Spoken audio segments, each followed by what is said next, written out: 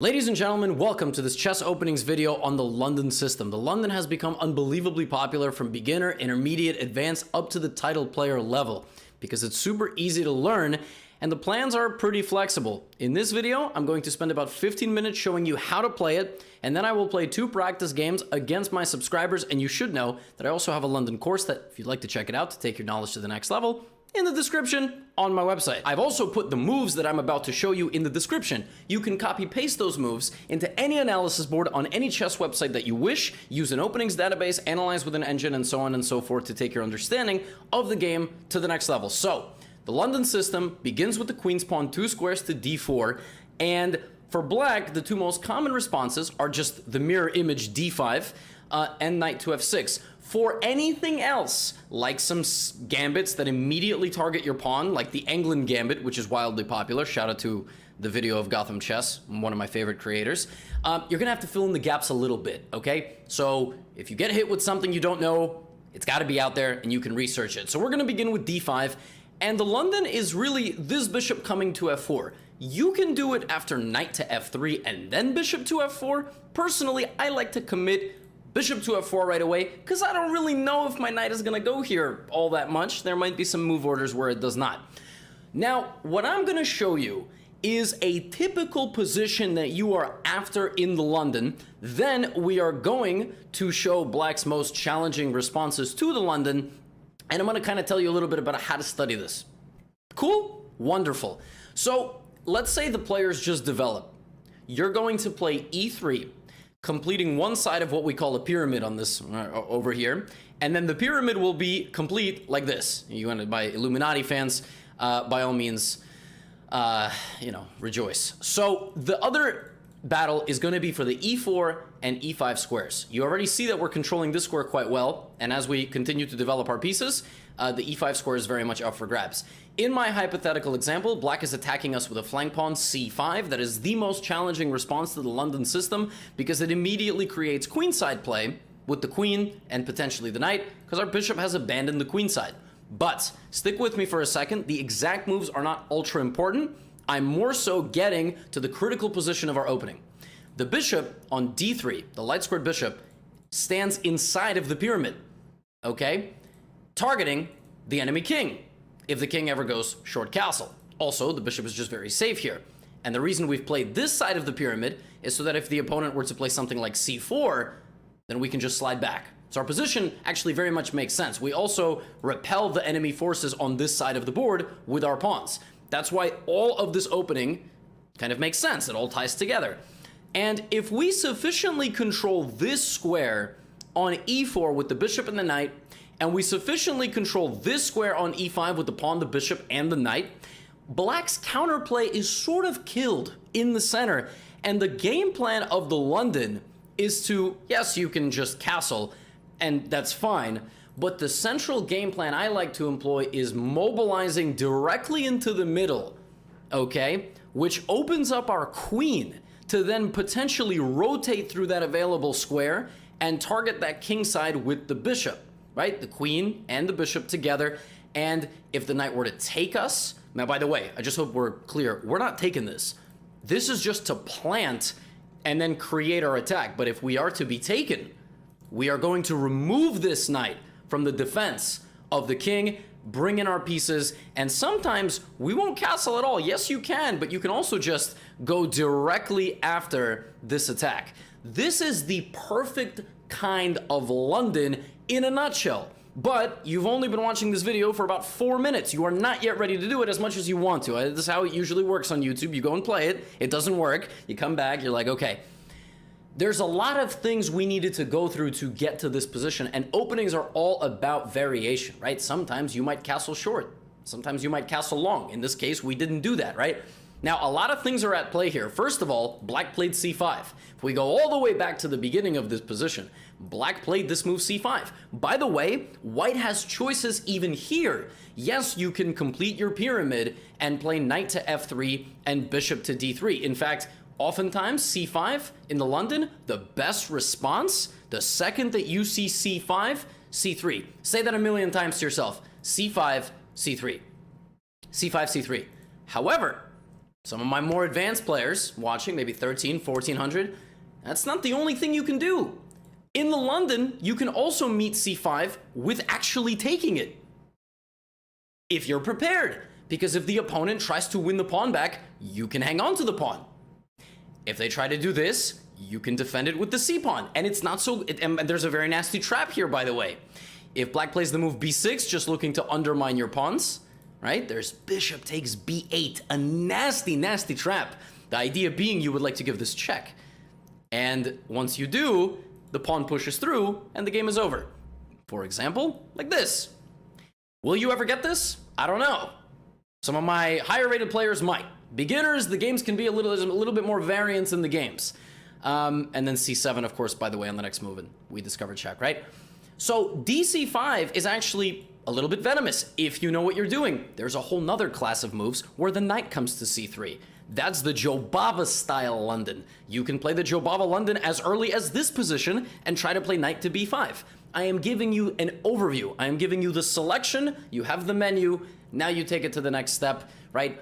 I'm not a huge fan of knight c3, although I have played it. But the idea is to go for the c7 pawn with the bishop. Fried liver, kind of just on the other side. But I believe in the pure form of the London. Now, if c5 is not played, right? If c5 is not played, and instead knight to c6 is played, this is terrible. Because black now has no activity on the queen side whatsoever.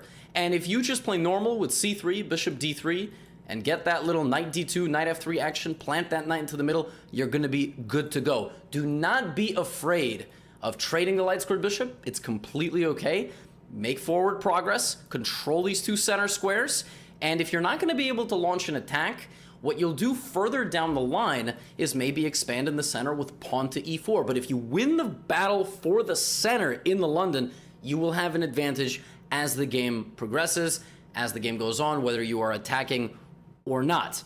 Now, let's kind of slow it down a little bit. Knight in front of pawn, terrible. Not good at all. I need you to finish that pyramid and finish your development. But c5 is a pretty challenging move. And oftentimes it will be associated, if you don't take it, if you just go for the pyramid approach, it will be associated with development right behind. And if you choose not to capture this pawn, you're going to need to know how to play this position. So first of all, counterplay on your b2 pawn. Do not blunder the b2 pawn. Just don't do it. You can offer a queen trade. This is the most common way to meet this. And this queen trade is very interesting. You don't want to take and open up their rook. It's usually unlikely that you want to do that. You actually want them to take you, because then you get your open rook. Now actually you have the advantage. Queenless middle game. It does happen. This is known as the best way according to theory to meet it. And if they play c4, you actually can just slide out of there. You can slide out of there. Because now you've overextended their center, and this break e4 becomes very powerful. Now we're getting into a little bit more intricate kind of analysis of the London system, but that's what you get 8 minutes into an overview of the theoretical portion. But generally, queen b6 and c5 is the most critical way to play. You can meet it with a queen trade, that's usually very decent. And keen viewers would notice that I've played knight to d2. Knight d2 is more flexible than actually the move knight to f3, particularly against c5. And that is because the rook has no breathing room if you leave the knight back here. So there's a very good line here for black. If you try the same exact approach, this very tricky move, bishop to f5. This is advanced London territory, but even the beginners can appreciate that if you take this, your rook gets trapped. And that is why you need to play knight d2 first. That's been discovered in the last few years, that knight d2 is the critical approach.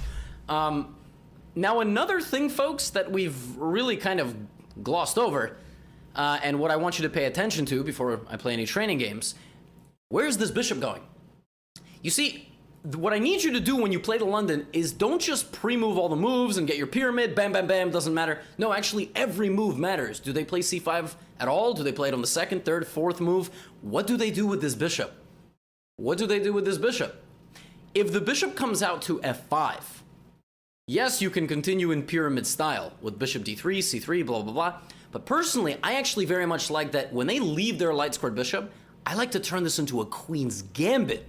I actually abandon the pyramid plan because when the light squared bishop comes out, the queen, we do the exact same thing they do to us to them. C-pawn, queen, C-pawn, queen, boom, down to B7. By the way, if you're like at 800, 700, what's going to happen in some of your games is you're going to win the whole queen side. Like, you're going to win everything. You're going to win the rook, the knight, the pawn, Trust me. If you're like 13, 1400, probably not. But it's the critical way to play. And you can play knight to C3. You can play queen B3. You can also play rook C1. Just so you understand. You can also play rook C1 and just focus the game plan on the queen side. Right? But the higher level you are, the chances of you just destroying someone in the first 10 moves, not so high. I know the video is called what it's called, but you're going to be battling a little bit longer against some stronger players. Bishop F5 is a perfectly reasonable move. These two plans together, C5 and Bishop F5, also perfectly reasonable. But there is a whole class of Londons where they don't move their light squared bishop. They just keep it boxed in. And this is my favorite. I mean, if you get a non-C5, non-light squared bishop moving London, oh, the game's all yours. Pyramid them, develop the knight, develop the bishop. And the last question really remaining out here is where their dark squared bishop goes. If they offer you a trade of dark squared bishops, let's say knight F3, like knight C6 is not great, but let's say this is a big question. We've addressed the C-pawn, we've addressed the light squared bishop, we've addressed now the dark squared bishop. What do? Do not take. Everything about this opening is about the center squares. You just lost the battle, you're never gonna move your knight there. So then it's not on me. No refunds in this video. It's not on me, right? Don't do that. You have a couple of options here. I like rocking back. Because if they take me, I open up my rook, and then if they castle, oh, it's over. I'm not castling. Why would I ever castle? Let's just go for an attack, right? You can also just expedite the knight to the middle plan. It's not the most accurate. The stronger players will know how to neutralize this. But trust me, if people here are just autopiloting, right, and just playing like, well, then you're going to finish your pyramid. Now if they take you, you fork them. And then you just have everything. You've won the battle for E5. You've won the battle for E4. Boom. Queen F3, Queen H3. This is everything we ever asked for, right? We just go Queen F3, Queen H3. We just try to blow them off the board. So the other option actually is to just let them take you on F4. That's a advanced one though. Let them take you on F4, and many people will. You know why? Let's say you play like knight D2. They're gonna be like, oh, double pawns. I'm so smart. But actually, this is fantastic for white because you have dominant control over E5, and not to mention, in the future, you might also get dominant control of this. And in the future, if you ever castle, you just control the whole E-file with the rook. Now, yes, they can come and attack you with the queen, but you can defend with the G-pawn, or plop your knight in the middle and go, what you gonna do about it? So, meeting the dark squared bishop, personally, I like rocking back. I also like knight jumping in like this, but your knights go to D2 and F3, your bishop comes to D3, and as we wrap up the theoretical portion, it's important, obviously, to address D4 and knight F6, which is the other most popular move.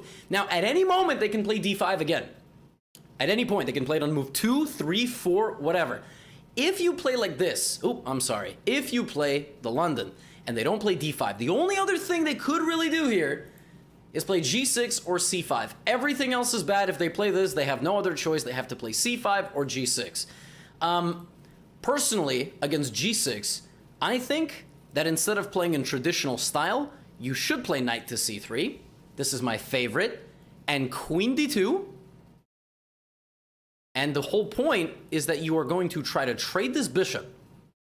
And if they ever castle in, you will castle long. This is my favorite way to play against the King's Indian when I see a London. Queen with the bishop, long castle, plop a second pawn in the center if they let you. If they let you, most people will not.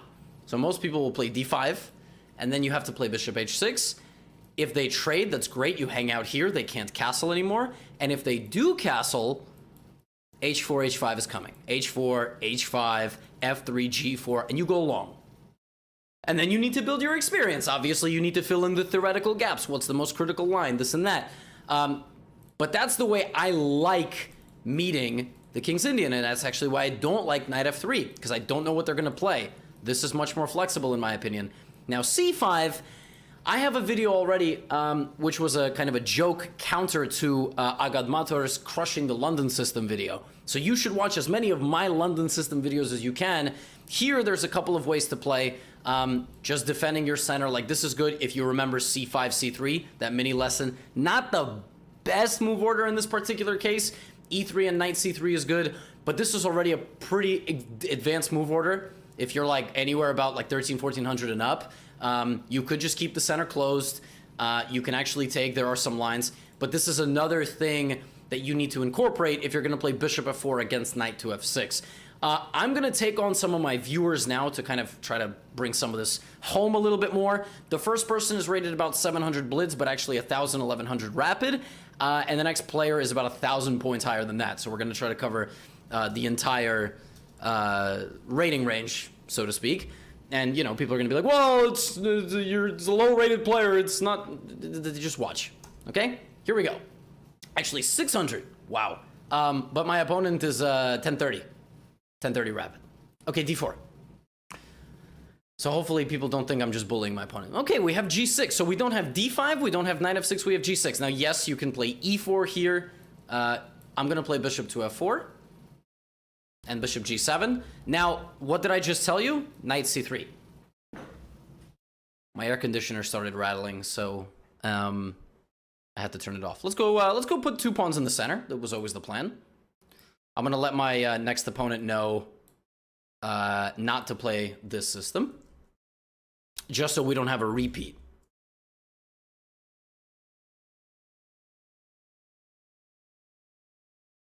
All right, a6. It's kind of a flexible move. I guess the idea is to play b5. I'm just going to castle queenside.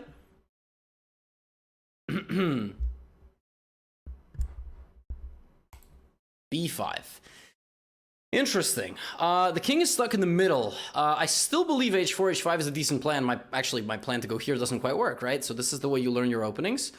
And I could crash down the middle. I could play h4, knight f3. It all looks pretty decent, to be honest. I guess I'll just develop a piece. I don't exactly know what the plan is, but if my opponent keeps the king in the center too long, e5 is coming. I'm not too worried about b4, because let's be serious. I have 2 knights, bishop, queen out. I'm already castled.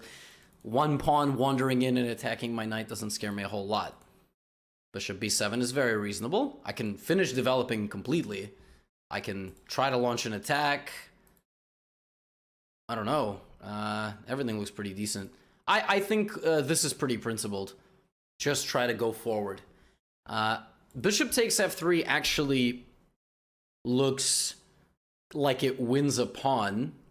It might, because takes and then take on e5.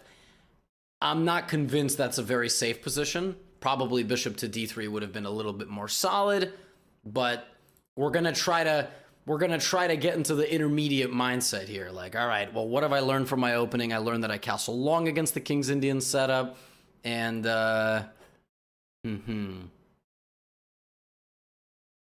e5, and we'll see what's up. Hopefully you're all doing well, by the way.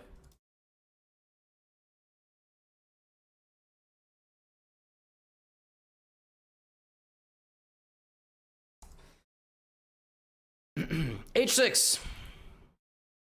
Very strange setup here by my opponent. This is actually good practical experience for anybody watching, because yeah, this is really quite unique. I don't know. I mean, I can play rook e1. So much stuff looks pretty decent here. Also, black is gonna kind of not get developed ever at this rate. So I don't know. Bishop rook e1. I want to take and open up the center, but maybe not yet. Maybe everything looks decent. Let's go rook e1. I don't know, folks. I don't know. My opponent is confusing me, and hopefully confusing themselves as well. Oh wow, g5 was the idea. See, the problem with this is that it's mildly unfounded aggression. You know, like breaking some principles of the game here. Principles of the game meaning you're opening the center with your king there. You're overextending your forces without finishing your development. Like right now, I'm not going to trade queens. I hope we're on the same page. I'm going bishop e5 and rook takes e5. The position is not actually, it's not like dead lost for black or something, but you're always going to suffer unpleasant things here. I'm immediately going to go h4 because I know that you're much closer to castling on this side, and the whole point of this kind of attack by me is to play h4 at some point. I'm monitoring this bishop to make sure that nothing's going on over here. Gh4 is no good. I think black really should go g4. Oh no. Oh, this is going to be a short-lived game after castles, because now I have queen g5, and now, yeah, now we really see the problem. Oh, it all falls. No. Ay, ay, ay. Okay.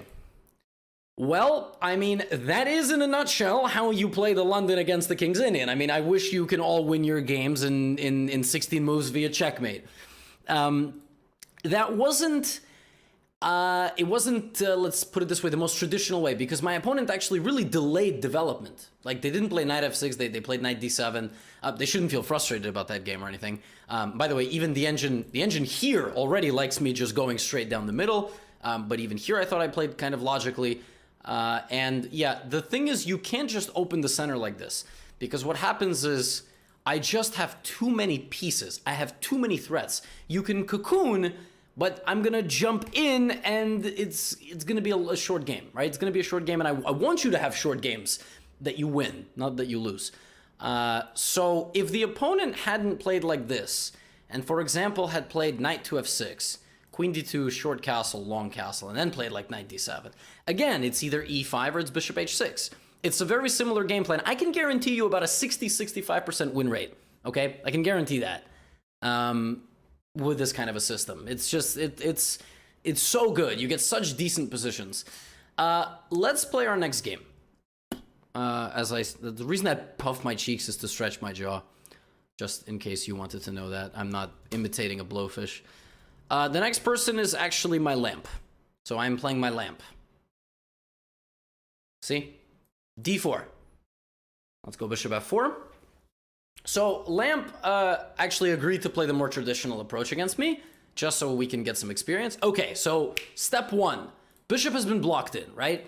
So now I can either play knight f3, bishop d3, or knight d2, sort of interchangeable. Let's go knight f3. Okay, there is c5. Now, I did mention that c5, c3 is quite decent, right? And now I don't know if Lamp is going to play queen b6. Lamp chooses not to play queen b6. If queen b6 was played, we would have done this. So we're going to go knight d2. Now, what is Lamp going to do with his bishop? Okay, bishop d6. I can rock back, I can play knight to e5. Bishop back to g3. And now maybe something with bishop d3. There is a line here, an advanced line, bishop b5, to try to take the knight and then move into this, and it's not an attacking variation, it's a much more positional variation. We're actually, right now, in a very mainline theoretical position. Here, b6 is considered the main move. This is already super advanced, but if you're watching and you're high rated, you know what's up. The whole point of rook e8 is to play e5, so of course I will play knight e5, and there is not going to be e5. Right, so I could have castled, but the whole point was to play e5. C takes d4, you're going to take with the e-pawn. So if cd4, ed4 is what you're trying to do. And by the way, you should credit yourself making it this far. This is very instructive. Why? Because if you take with the c-pawn, why isn't your knight on c3? You take with the e-pawn to open up your e-file. Now, I can play short castle. I can also begin an attack of some sort, like with f4. I don't know which is best. Remember, you're not taking. That's really not what you're trying to do here. I'm actually going to castle. So we're going to try to play a little bit more of a positional game, because opponent has a light squared bishop that's sort of blocked out. We've won the battle for the center. And knight d7 might already be devastating after bishop takes. Oh, we can expedite this attack. Bishop takes h7, I think, is winning. Bishop takes h7 is everything this video is all about. Oh, I'm hype. This might be very good. Now, yes, we are investing quite a bit of material here after bishop takes h7. But queen h5, king g8, and then queen here could be devastating. We're getting in, and it could be very bad. Okay, but opponent just goes king f8, which... Huh. That actually... I didn't really... Can we take on f7 anyway?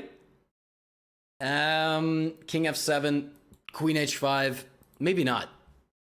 Maybe now we just bail out into a slightly better position. By taking on d7, for example.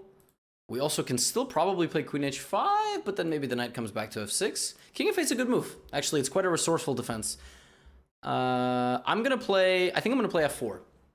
I really want to defend this knight, and if it gets taken, I want to open. Now, if my bishop gets locked in, I think I'm already just all in. I'm gonna sacrifice to get it out, get 3 pawns for the piece, and a wide open king.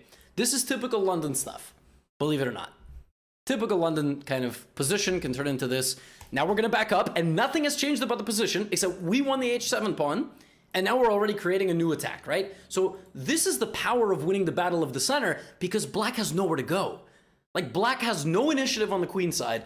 We win the center, and now we win the king side, and oh my goodness, that move does not smell that it's that decent. I gotta play queen h5, right? I mean, this is... Now that's a mate threat. Oop, that's a mate threat. I can also sneak into h7, and I'm gonna bring my second rook, and at some point I will push the pawn to f5.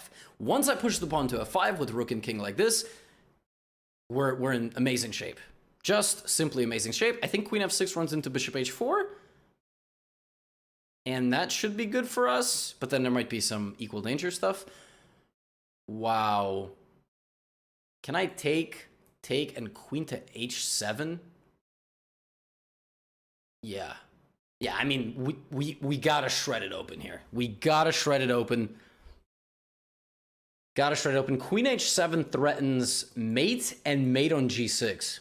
So it's actually a very brutal move. If I play queen to h7 threatening mate, yeah, so this threatens this and this. So the only way to defend both is maybe rook e7, but then I take and I take. And that's also not very pleasant, because at the end I have knight f8. Listen, I love my lamp. Also, the person whose account is Levy's Lamp is a cool guy. But now we're going to win the queen. London, baby. I mean, you clicked on this video to learn how to crush people with the London. Lamp is a strong player, but this has been a pretty fun game. And I would say about 95% of my audience is below that rating.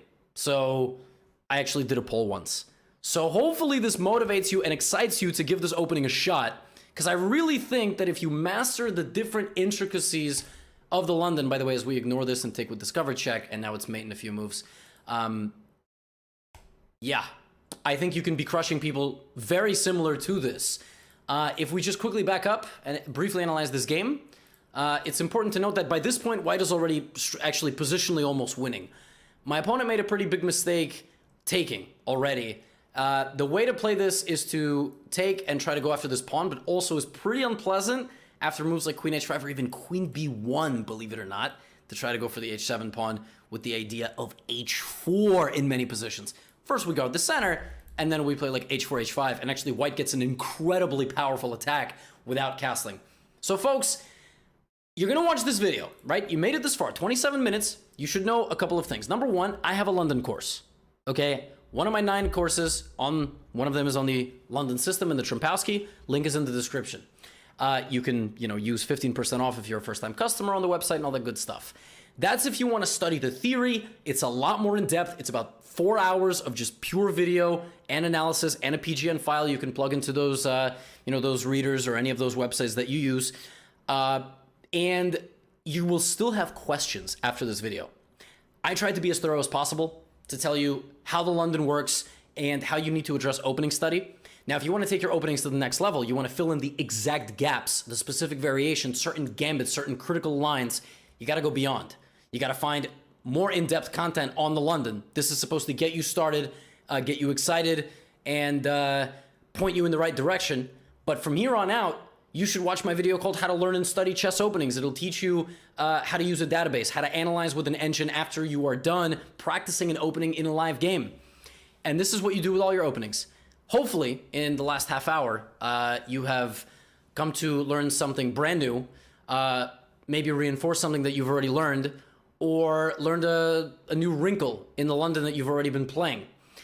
And from here you go and you practice. You see whether they move their e-pawn out or their light-scored bishop out, whether they played c5 or they didn't play c5, whether they're going for a King's Indian or not for a King's Indian. Did you play a certain move order the right way? Did you make a certain trade incorrectly? And so on and so forth. I hope you enjoy. Thanks for sticking with me for the last half hour, and I'll see you in the next video. Peace out. Get out of here. Oh, before I go, actually, if there's any other openings you want me to cover and I haven't made a video on it yet, let me know in the comments. You know what to do.